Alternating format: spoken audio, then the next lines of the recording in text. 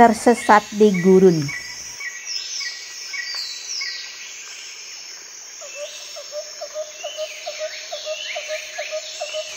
Halo teman-teman semua, apa kabar? Semoga semuanya sehat dan bahagia.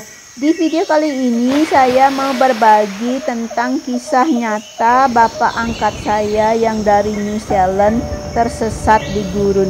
Bagaimana ceritanya? Ikuti videonya sampai selesai. Bapak angkat saya yang dari New Zealand ini namanya Barry Rosenberg, tapi saya panggil beliau dengan panggilan Bapak Buduh yang artinya Bapak Gila, karena beliau sangat lucu dan gila. Beliau terbang dari New Zealand mengunjungi kami ke sini di Tucson, Arizona. Kami tinggal di gurun di Arizona Selatan. Jadi banyak kaktus dan duri-duri.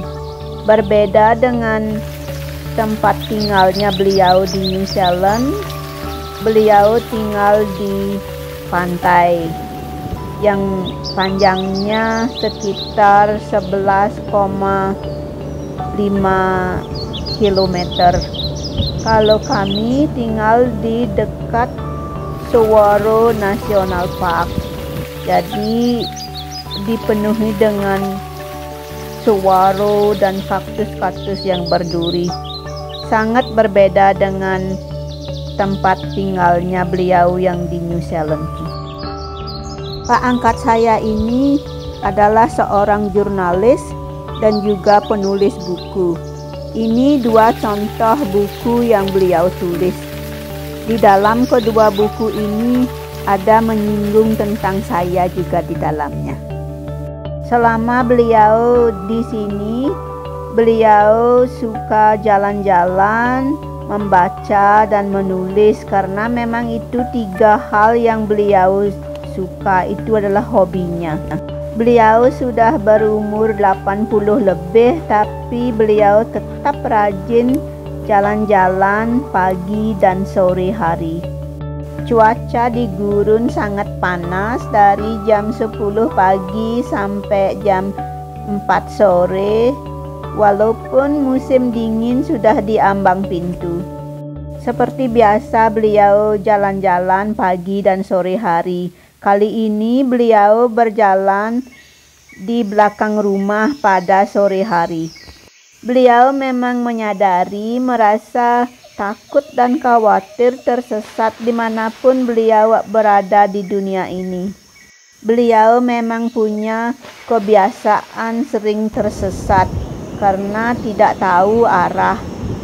Beliau sudah pernah keliling dunia, dan entah di mana itu, atau di kota, di kampung, semak-semak, atau di pegunungan, beliau pasti tersesat. Katanya di dalam mimpinya pun beliau juga tersesat. Tetapi jarang sekali beliau tersesat sampai malam hari dan tidak tahu jalan pulang, juga tidak tahu beliau berada di mana. Waktu itu beliau berjanji akan berjalan-jalan 30 menit dengan membawa tongkat kayu yang dibuatnya sendiri. Beliau membuat jalan setapak karena di gurun tidak ada jalan setapak dan ada banyak batu kerikil dan binatang liar yang susah dilihat. Di gurun di belakang rumah kami itu memang tidak ada petunjuk jalan yang bisa diikuti atau tidak ada trail. Memang ada saguaro, kaktus yang besar dan tinggi, tetapi semuanya kelihatan sama. Jadi tidak bisa dipakai untuk tanda atau petunjuk di mana kita berada. Di gurun ada beberapa binatang yang hidup di dalam pasir seperti kalajengking atau ular yang berbisa. Ada keanehan di dalam gurun. Pemandangannya sangat indah dan tenang, juga menenangkan hati. Tapi itu kalau dilihat dari jauh. Tetapi kalau kita ada di dalamnya, sangat menakutkan. Ih, serem. Setelah 1 jam berjalan kaki, beliau mau pulang balik ke rumah melalui jalan setapak yang beliau buat tadi. Tiba-tiba beliau merasa ada sesuatu yang tidak benar. Beliau berpikir, ini bukan jalan menuju ke rumahnya Wayan dan Mike. Lalu beliau berusaha untuk menenangkan diri dari kepanikannya dan beliau menarik napas dalam-dalam.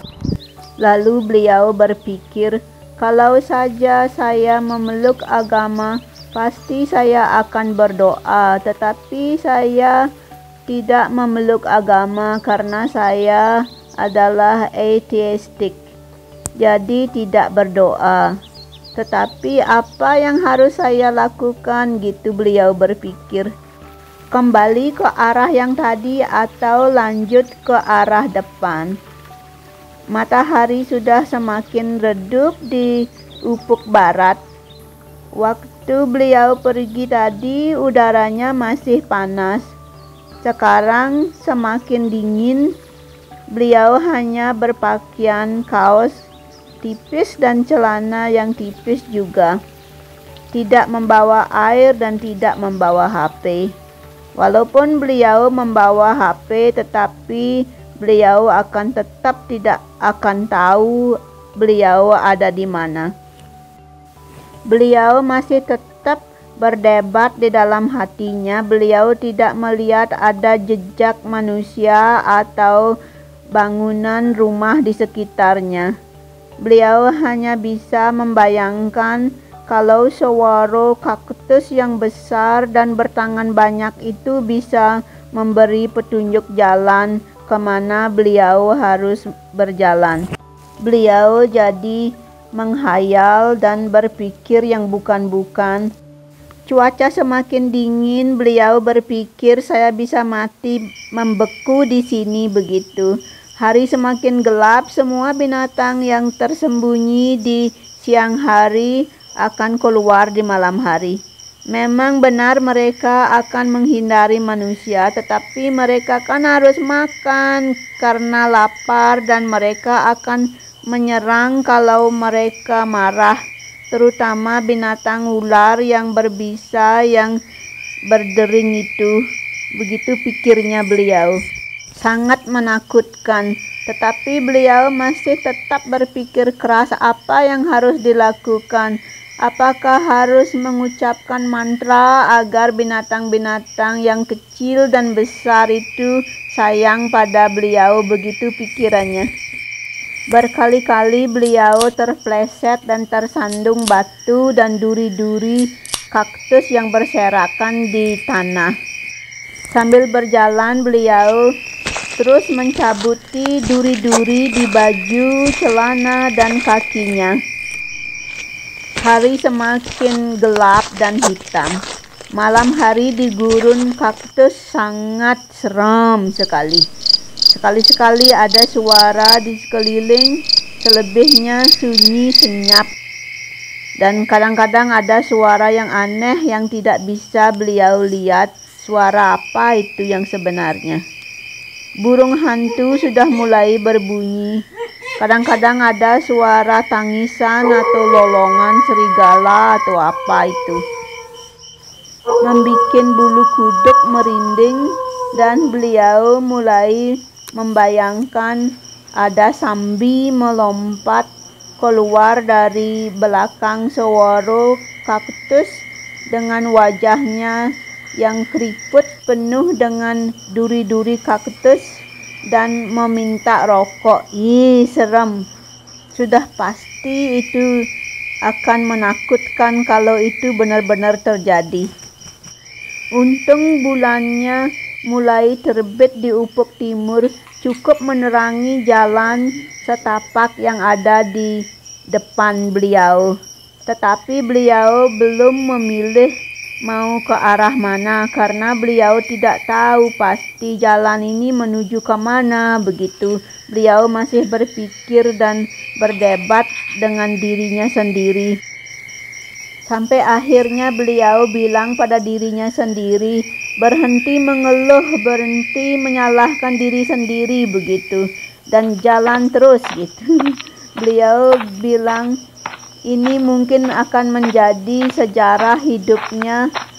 Suatu saat nanti beliau akan cerita kepada orang kalau beliau bertahan hidup saat ini, tersesat di gurun dan tidak tahu akan bisa bertahan hidup atau tidak.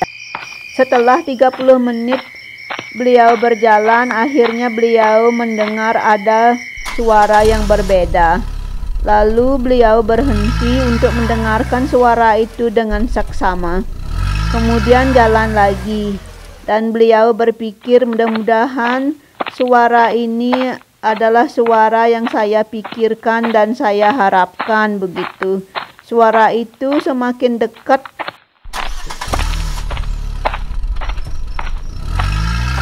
Di dalam hatinya beliau berpikir, apakah itu suara mobil atau suara kucing hutan yang kelaparan gitu. Suara itu semakin dekat dan beliau melihat ada sekilas lampu di sela-sela suara kaktus. Kemudian beliau mulai berlari ke arah suara itu dan akhirnya sampailah beliau di jalan raya. Tetapi beliau masih harus berjalan 1,5 km dari jalan raya menuju rumah kami, melewati jalan semak-semak yang penuh dengan duri dan kaktus. Pinggiran jalan rayanya sangat sempit, jadi beliau juga ketakutan nanti bisa-bisa ditabrak mobil begitu. Karena beliau saat itu berpakaian gelap, pakai baju kaos biru dan celana hitam. Jadi beliau berpikir bagaimana caranya kalau orang di mobil itu tidak bisa melihat saya, nanti mereka bisa nabrak saya. Apakah saya harus buka baju dan celana agar saya kelihatan gitu, karena kulitnya beliau itu kan agak putih gitu. Pikirannya beliau. Akhirnya beliau sampai di rumah, walaupun dengan berkeringat dan sangat capek sekali. Akhirnya beliau memutuskan untuk mandi, dan kami sudah menunggu. Waktu itu ulang tahun suami saya, Mike, bulan November.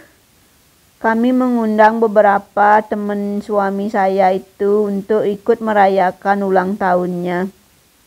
Rencana makannya jam 6 sore, tapi karena bapak saya tersesat, jadi kita makannya jam 7 malam. Saya cari-cari beliau ke kamarnya dan di halaman rumah saya panggil-panggil.